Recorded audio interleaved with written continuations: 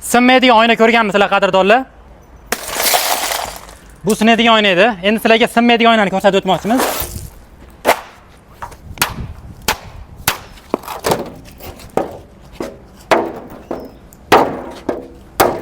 Xullas, qayerda oyna ishlatilsa, aynan bu mahsulotni ham xuddi shu yerda ishlatsanglar bo'ladi. Umuman sinmaydi. Oynadan afzal tomon umuman sinmaydi va buni prozrachniy ranglari ham bor. Endi sinmaydigan oynani ustiga shalakabloy tashlaymiz.